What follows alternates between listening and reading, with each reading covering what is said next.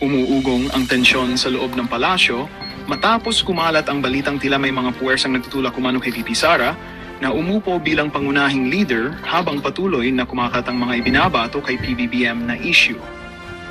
Ayon sa mga source na hindi pinangalanan, may ilang grupo raw na naniniwalang mas magiging matatag ang administrasyon kung magkakaroon ng pagbabago sa pamumuno. Dahil dito, naging mainit na usapan online kung totoo bang umaabot na sa seryosong antas ang iringan sa loob ng pamahalaan. Habang lumalalim ang kontrobersya, nagpapatuloy namang kumakalat ang samut-saring akusasyon laban kay PBBM na dahilan para lalong mabahala ang kanyang mga taga-suporta.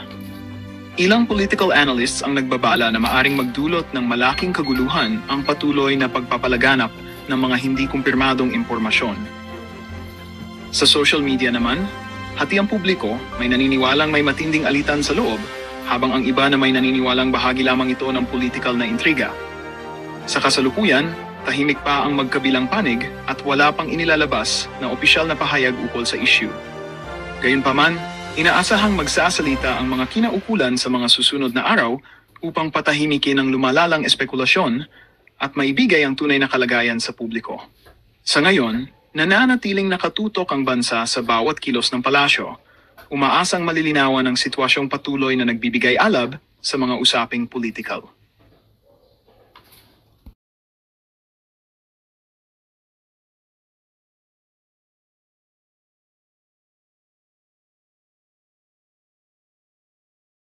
The most corrupt president I ever heard. Naku po. Kaya ko na lahat. Inflation! Ang talong, 200! Ang galunggong, 400! Yung 1,000 mo, wala nang mabibili. Isa pa lang yun na malengke ko. Isa pa lang yun. Tapos, gusto pa niya si Marcos, bagag. Maglalakaw ka, Marcos. May kastang ka. Hindi kita gusto. Binoto kita dahil kay Sara noon. Uniteam. Kung walang uniteam, di kita iboboto. Sabi mo pa nga, dama ko, hirap nyo. Puro pala kabalbalan yung sinabi niya eh. Kinumpanya ko pa yan. Nagbayad pa ako.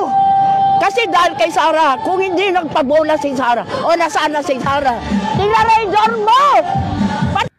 Nako mga kare, galit na po yung ali. Yung 1,000 pesos, wala na nga naman mabibili ngayon, yung 1,000. Yung 1,000 ngayon, pantip na lang dyan sa may parking area, nako. May nagsampala na! Yun! May nakonsensya na! Yun! May nagpakamatay pa! Wala. Marcos, kailan ka magpapakulong? Kailan ka papaba dyan? Kailan ka magpapakamatay? Maawa ka! Rally dito! Rally doon! Rally bukas! 16, 17, 18! Hindi ko alam kung ano pa ang mga kasunod na rally mangyayari. Nako. Maawa ka sa sambayanan Pilipino! Nakikita mo, maliwanag kalikasan na nagpapababa sa'yo! Walang hiya ka! Lahat na! Super! Duper! Pagmumura! Sinapit na namin sa'yo pero ilan lang kami nagrarally ngayon. Nung isang araw, September 21, nakita mo may nagbuwis ng buhay ng mga kapulisan. May nagbuwis ng buhay ng mga kabataan. Sino ang may gustong pumunta ng karsada? Wala, kahit ako. Isang nanay, isang ate, isang tax na nagbabayad sa putang inang gobyerno na to. Maraming namamatay. Ano? Pag namatay ang apo mo, Marcos, saka ka palang kikilos. Maawa kayo! Maawa ka sa mga kapulisan na nagbabantay sa mga rally na nagbubuwis ng buhay! Hindi namin gusto magpunta sa karsada! Maraming salamat sa iyo, Sardico! Ipagdadasal ka ng sambayan ng Pilipino! Alam ko, sa mga oras na to na nagsalita ka, hinahanap ka na ng Interpol! Samantalang ang mga nagkurap, tunay na nagkukurap sa gobyernong ito, hindi pinapahanap. Nandito lamang sa Pilipinas.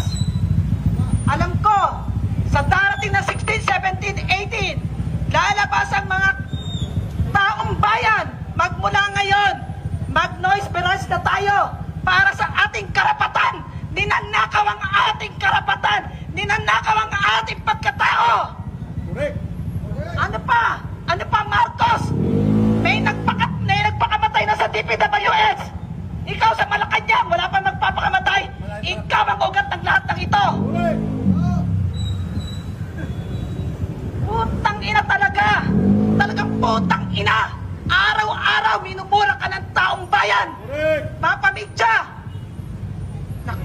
kahit na nagtitinda ng balot, kahit na mga driver, lahat minumura ka.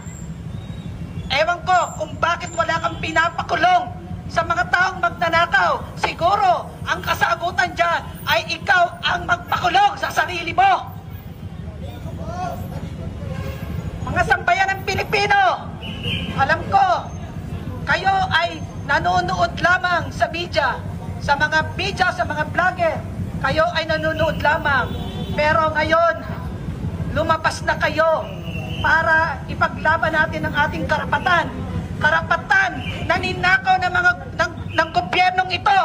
Wala man lang ginawa to. Utang ng blood control yan.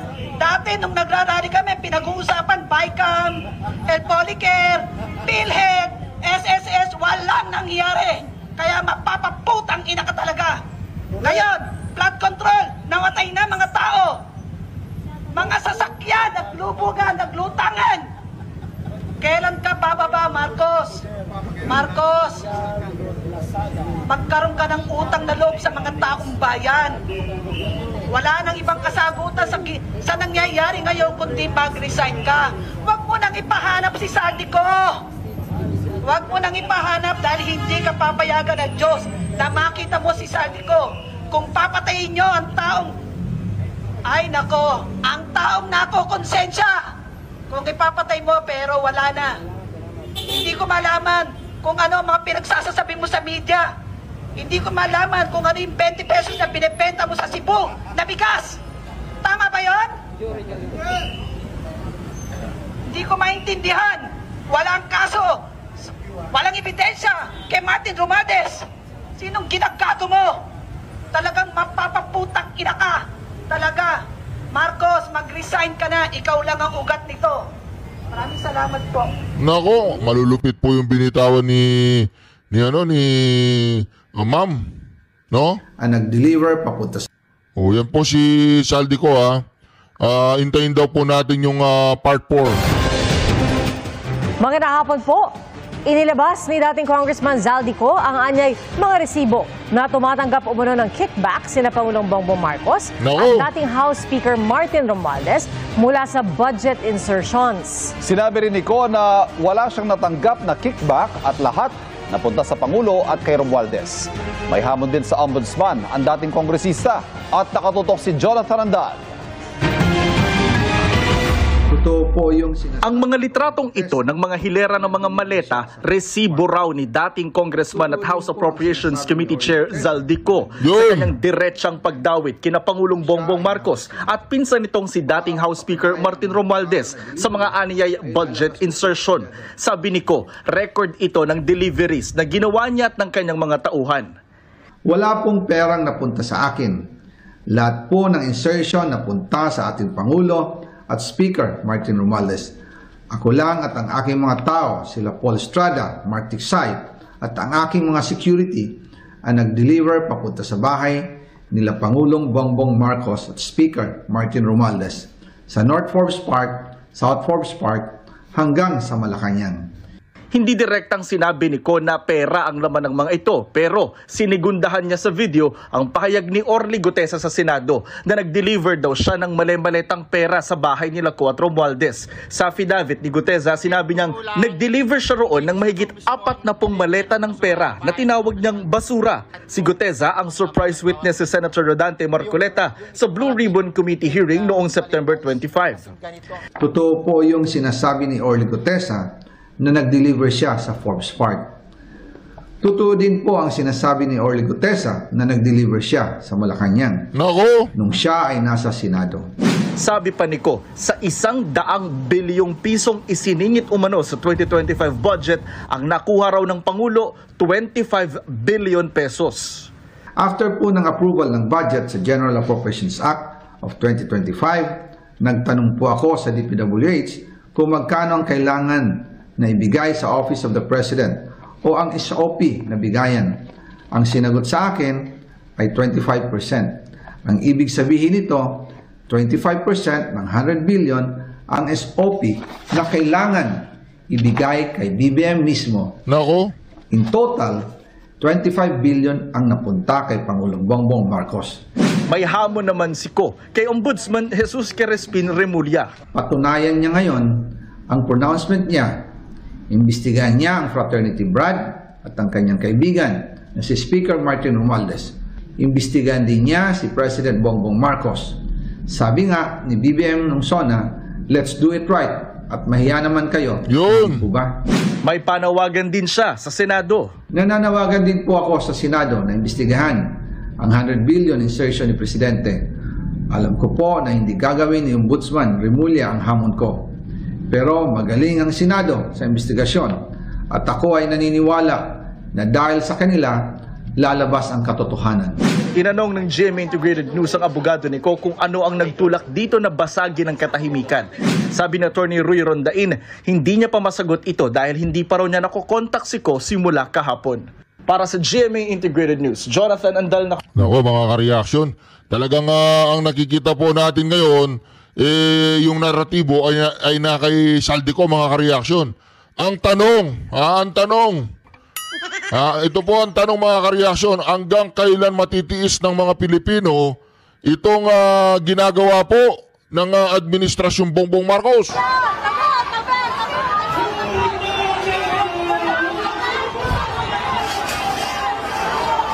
Hindi po ako sigurado kung ngayon nangyayari ito mga ka-reaction. Meron po nagpadala sa akin na nag-email sa akin na itong video na ito. Hindi ko po ma-verify kung ngayon nangyari ito o nung nakaraang rally. Pero nagkakagulo na po dyan sa Menjola. Ito po.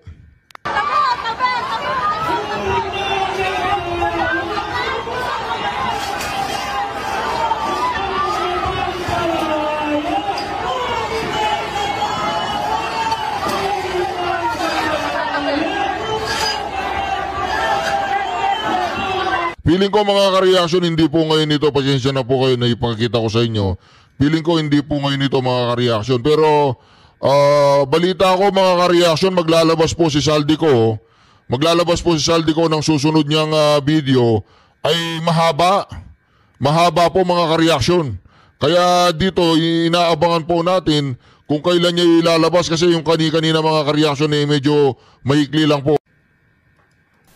Kasi marami nagsasalita ngayon which is good, 'di ba? At napakaganda na bawat Pilipino ay nakikita ko na a lot of people are really talagang magrarally ngayon at pupunta diyan at talagang sisingilin talaga ang gobyernong ito. Pero ang naririnig ko kasi sa kanila, anybody but Sara Duterte, 'di ba? Well, that's their opinion. Payagan mo sila. Ang saligang batas hindi opinion, batas 'yon. At ang sinasabi ng saligang batas, kapag nag-oust si Bongbong Marcos, ang presidente ay si Inday Sara, ang vice president, right? So, it doesn't matter what your opinion is. Ang kagandahan ng ating saligang batas ay hindi siya steady siya, no? Hindi siya it's not subject to the whims and caprices of anybody there.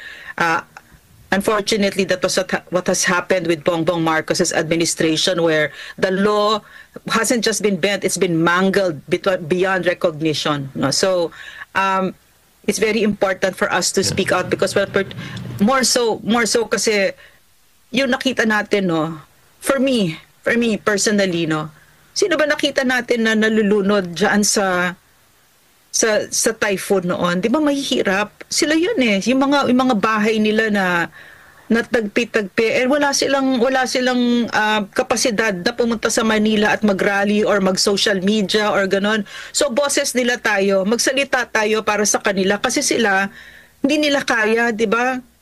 Yung batang namatayan ng nanay, tatay, mga kapatid, kaya ba niya? Hindi niya kaya. 'Di ba? So tayo magsasalita. Bongbong Marcos, kinuha mo, nag-insert. Kasi marami nagsasalita ngayon which is good, 'di ba?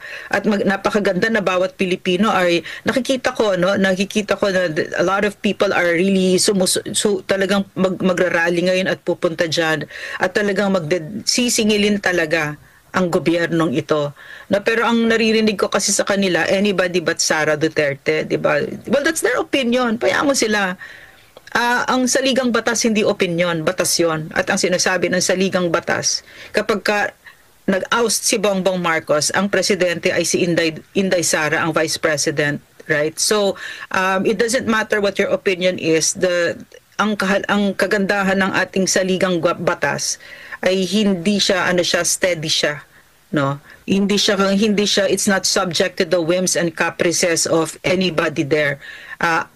Unfortunately, that was what has happened with Bongbong Marcos's administration, where the law hasn't just been bent, it's been mangled beyond recognition, no? So it's very important for us to speak out, because more so kasi yung nakita natin, no, for me personally, no, sino ba nakita natin na nalulunod diyan sa typhoon noon? 'Di ba mahihirap? Sila 'yun eh, yung mga bahay nila na natagpi-tagpi, wala silang kapasidad na pumunta sa Manila at mag-rally or mag-social media or ganon.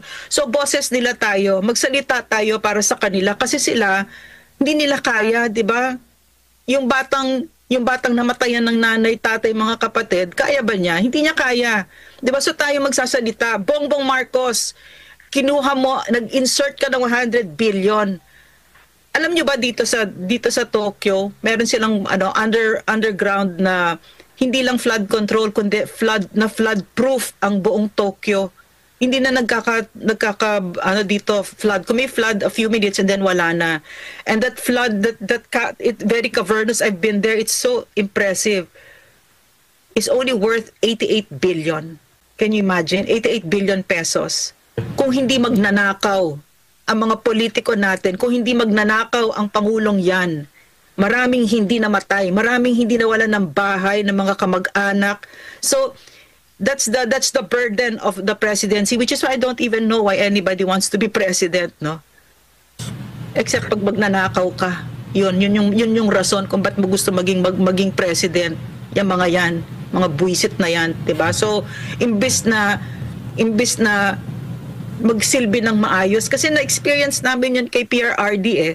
You know, the joy of serving, there's no price tag to it. There's no price tag to it. No? At saka ano ba naman kailangan mong pera? Diba, gaano ba kadami ang kailangan mo? Yan ang mahirap sa Pilipino. I'm really sad to say this, because having lived here in Japan for 8 months already, no? Kasi pag umuwi ako dyan, papa-aresto ako ni Marcos. Bakit?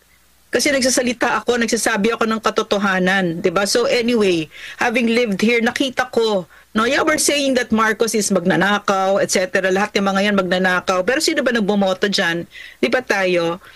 At nakikita ko yung difference, no, na ang Pilipino talagang mukhang pera, no? Sad to say.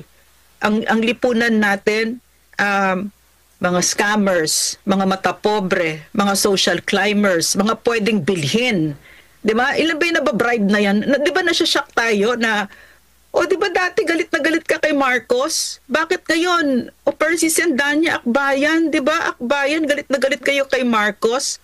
Magkano ang suhol ang tinanggap ni Percy Sendanya para sa pirma niya, para sa impeachment ng Vice President? O hindi ba magnanakaw 'yon? 'Di ba? So, it's not possible here in Japan. So I really think that if we love our country, we should really have this very deep soul searching about why it is that we had a president like that. Yes. The worst kind of human being ever. No truth. He has no capacity for truth. And that to me is terrible. It's a terrible character trait, no?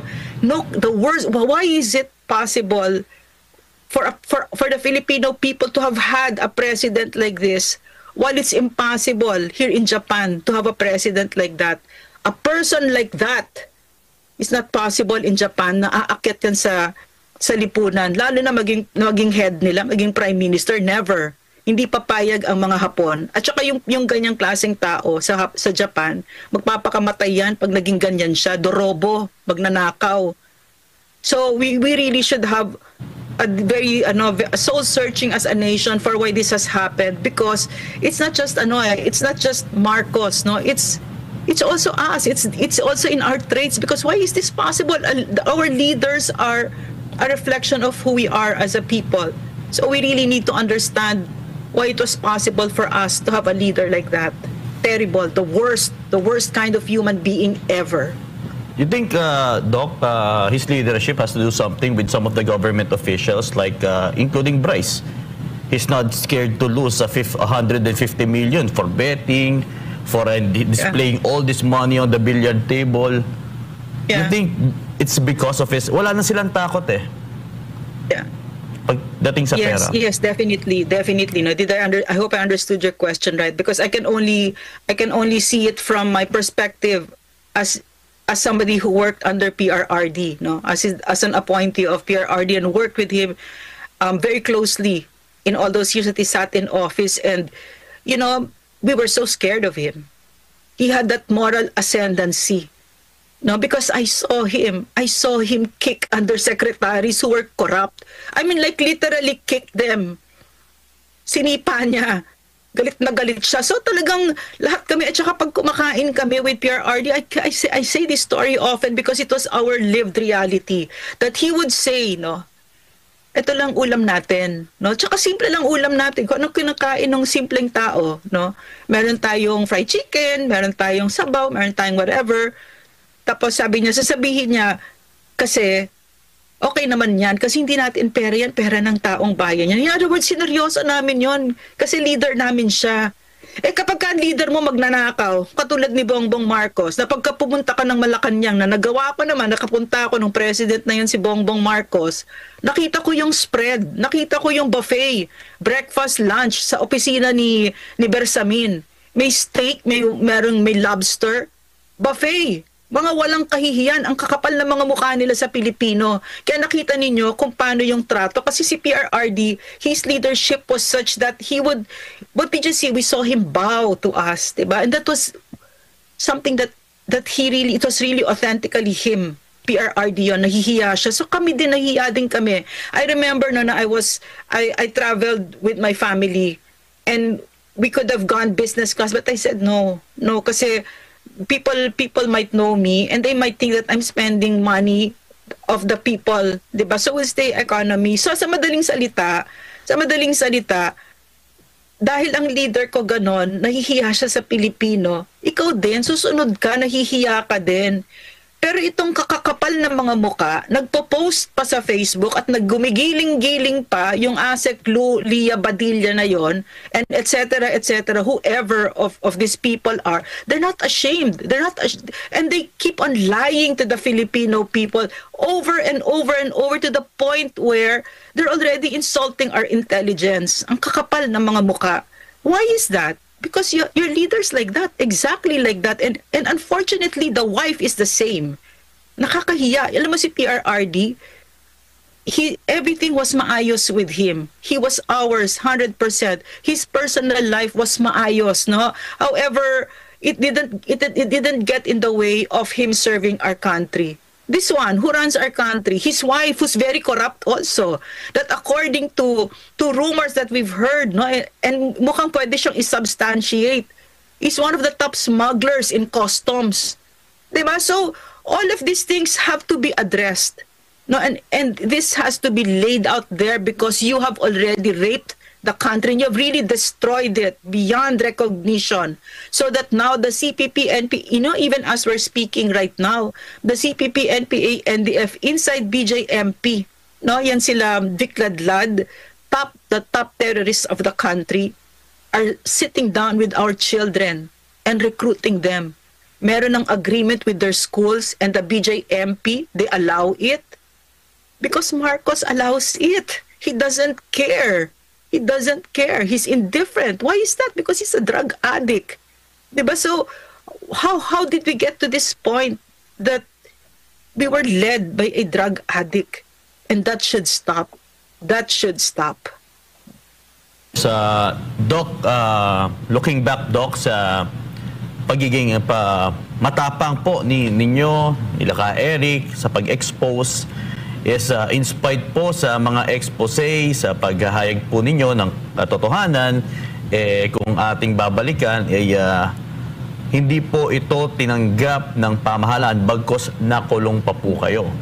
Ano pong masasabi ninyo dito sa ginawa? Dahil kayo po gusto nyo ipahayag yung katotohanan, pero ang isinukli po ay iba.